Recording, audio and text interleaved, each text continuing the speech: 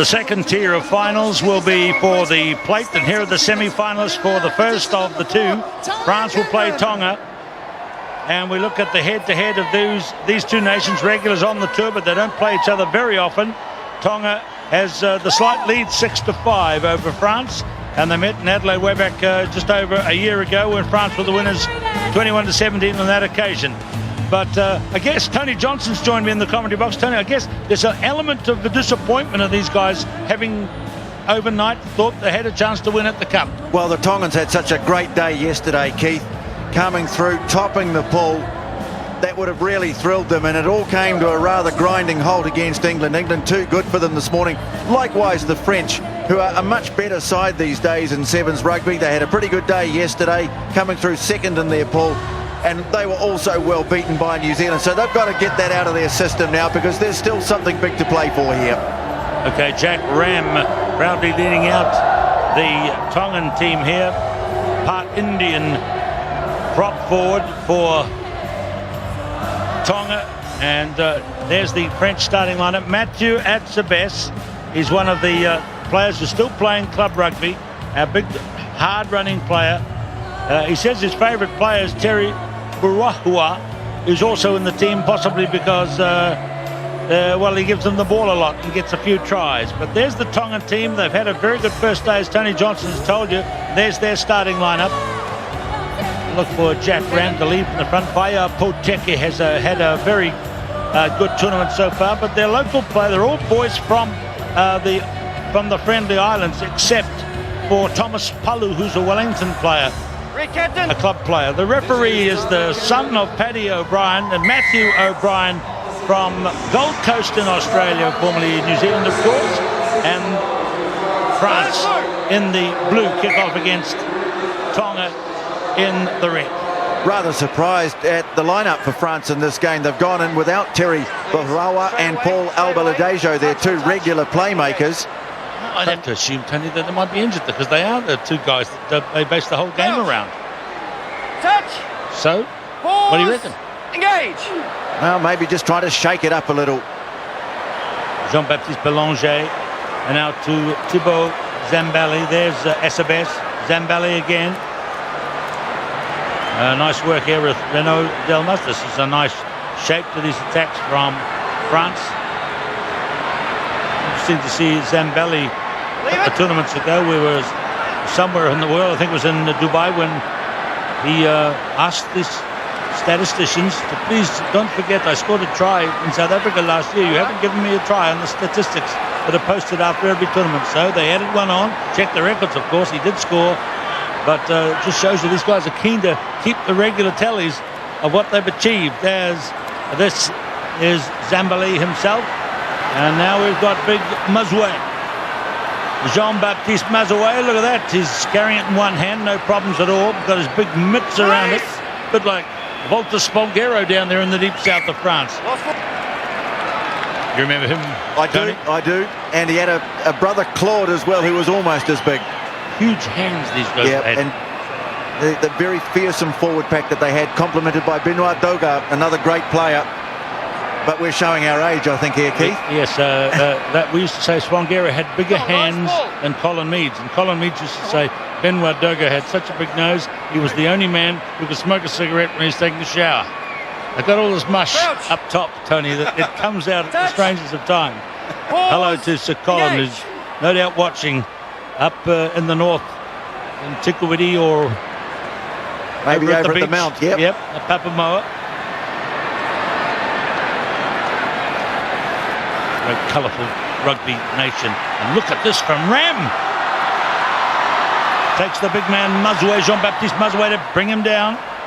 That's fantastic run by Jack Ram, who's captain in this game. 25-year-old from the university, studying at the University of the South Pacific. There he is at the back of this one. A big effort has come in here from Tonga in this tournament, and we salute them. They won their pool yesterday. And they are boys chosen, they were players chosen from, what's the nation, the population of Tonga? 100,000 people. Well, this is a tremendous run from Ram, who has been one of their best players this weekend. And you could see really enjoying the moment. And then the exertion starts to show. But like so many movements now in sevens, Pause. breaking Engage. down when he's held up off the ground, the turnover, teams are getting very good at that. Lovely work by Belanger, one of the 9 contracted players who are full pros now in the French rugby scene. And here's another run, nice run by Manuel Dalinha, out wide to Belanger again, but way over the sideline, as you see. Well, Dalinha seems to be the man who's taken over the role of Albaladejo in the midfield, and just think that change up, that freshening up has brought some good results for the French side, but just no points. Yesterday the French have lost to Canada, then they beat Kenya and they drew with Australia, so they had one of each of the points opportunities from these tournaments. It's a nice snazzy start there by Hakalo from Tonga, number 7. Ram.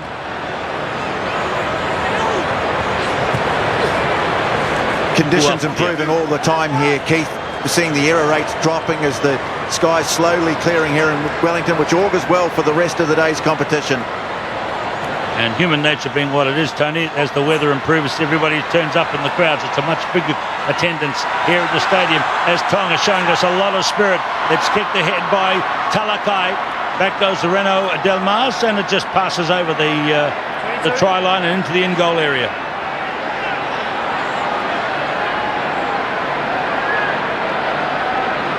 Well, Tonga had a great day, as we say, yesterday. They would love to come away with something. Last year they made the bowl final. They lost to Kenya. An opportunity maybe for something even better this year, but still, Come on, please. deadlock after 5 minutes. They had some wonderful moments on this park in the Rugby World Cup when they beat the French. So this is a rematch of that one at the diminutive version of rugby. Hakalo, Ram. Minus red.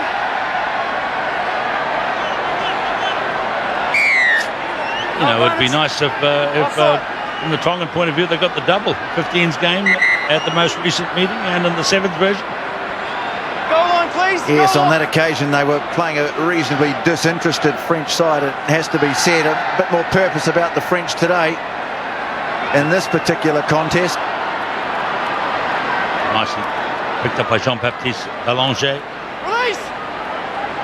He's from beautiful Biarritz down in the south, which is not doing too good in the 15-side version of the game at the moment. In the French top 4 competition, top 14 competition.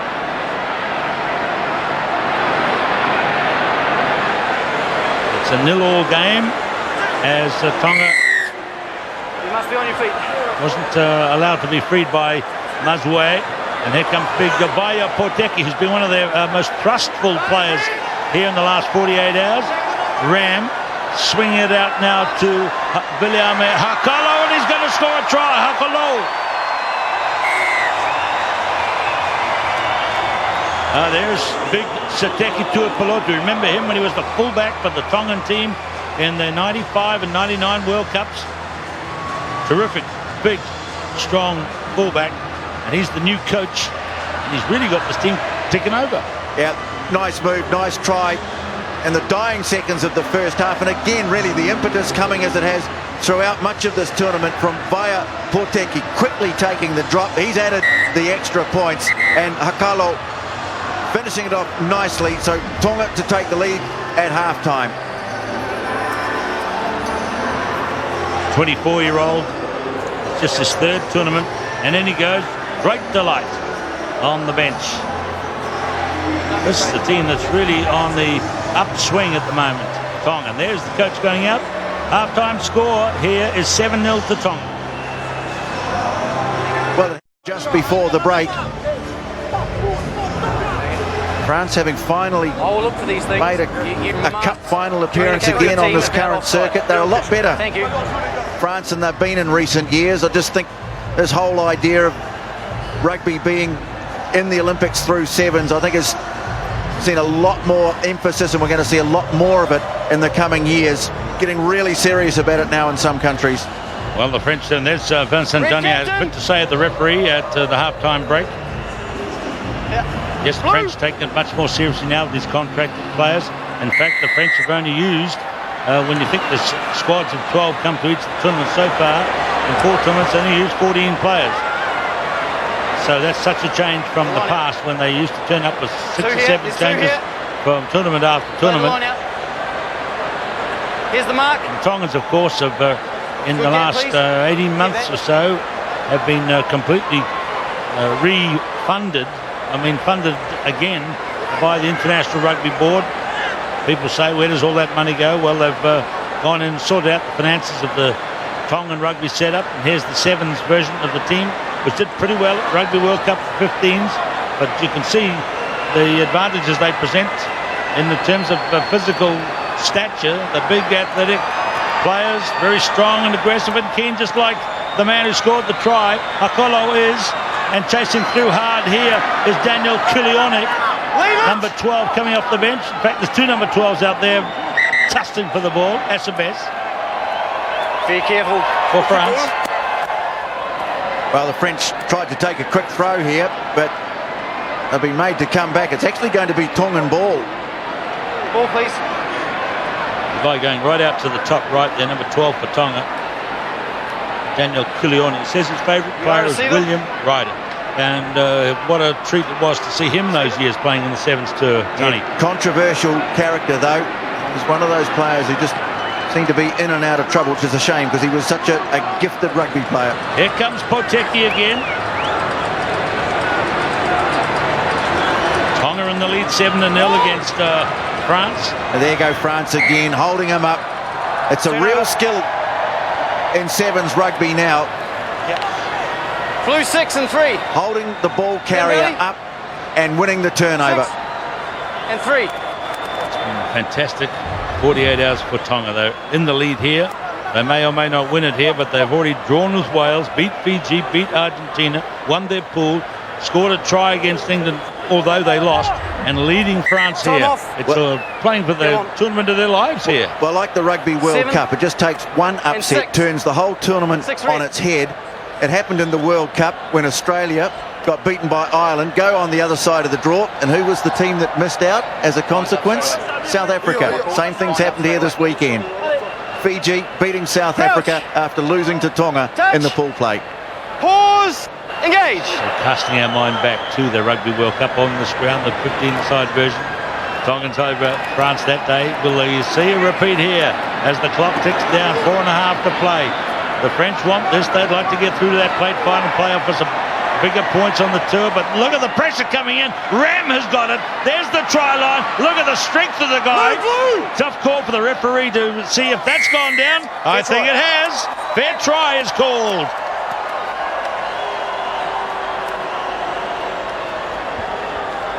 There he is, Ofa Finau, just tremendous determination. They just took it up a cog, didn't they? They sensed this was the moment to claim the game. And that famous Tongan physicality here. First the big hit from Samuela Vea, and then just the strength and determination to get the ball to the line. And Matthew O'Brien says yes, and that should see them through. Just 20 years of age. Opa Finau. The kick is away, but 12-0 means the French have got to score twice in the last 2-3 minutes. That's tough going against Tonga, who are really fired up. Come on, please, mate. Anything's possible in the shorter form of the game, particularly when the team that's just scored has to kick off. France will receive the ball, so not without a chance. An awful lot can happen in 3 minutes, but still, that's a very important score. Sateki Tuipulotu brought in to coach here. Coach Tamalolo has gone, and it's a reinvigorated Tongan team here leading France. And it's a lovely part of rugby that it's only 7 on each side in this version of the game. And you stand and fall with the nation's representation and reputation, Yeah, ball's out. even though there's the Tongans come from a nation of only 100,000+. And Burahua is on the field, so they stood him down for the game. And they might have brought him on too late to make a difference. He's their brilliant playmaker. But they are still trying, the French, trying to break out here. And the runners coming in from Manuel Dalinha over halfway. Burahua making his mark. Chased by Poteki. France blue. Entry. And they go to the wrestling. For the ball cleared away. Delmas now. And there's El Baladejo on. So, Tony, this is bewildering that they No would pick a advantage. team like that Entry to play and this tackle. critical game and leave out those two playmakers. Daniel. Belanger, Jean-Baptiste Belanger. He's got a big runner there in Acebes, and he's in for yet another try. That's well, he began the tournament on 29 tries. He's a regular scorer. It's his 21st tournament, so his total goes up to 31, and we have a game on our hands now. We might be all tied up. Well, you do really have to wonder what the coach was thinking when he left this little man out. Tonga. 66 kgs, ringing wet. Belroa, and straight away an impact on the game. So France, they are not done with. Belroa will have a conversion attempt, and it is possible for France. The kick has gone over. And it's the man himself who kicked it over. Burahua. Terry came off the bench, tied the game up at... no, it's not tied up, of course. It's 12-7. They've got to score twice. Now he kicks off. He'll drop it on a sixpence or on a centime. Yeah, that's right. The old French coins. A euro these days, Keith. Yeah, that's right. Oh dear. How's that going? Driver. I didn't look this morning. Some people involved in the money business don't dare to look. Still lots of fight. The Tongan team wants to go forward. Kalifi Latu. And now it's with Kilione. Again, Burahua in with only 65 kgs, bringing down Tongan players, no problems at all. What are they going to do here? It's with Kalifi Latu. Well, Burahua was like a little Jack Russell there, wasn't he? Trying to bring down a postman. They're going to have a shot here. Oh, he is Yes, too. he is. Well, nothing wrong with that. It's a tough world. You can see the penalty out in front of the post. The other guys can take the shot. Well, It's got to be drop kick. He's got to kick it dead at least. It's a goal, and so Tonga continue their great run here at the Hertz Wellington Sevens with a late penalty by Bayo Poteki. Disappointment for France. Maybe we'll ask questions about their selection policy, but Tonga had another scalp. They've beaten Fiji, they've beaten Argentina, now France drew with Wales, and they march in to the plate final on the back of a 15-7 win over France. 38 of 45. The Hertz Sevens here in the stadium, and yes, look at that, front and centre. Well, huge disappointment for the French. Like that. That is Russell. You really do wonder why they left this fellow on the bench, but really, that's a great win for Tonga, due as much to their determination and spirit as anything else. It was tight. They just managed to find an extra gear at crucial moments of the game. France came back at them, but in the end, too late. Tonga, the winners, and through to the final.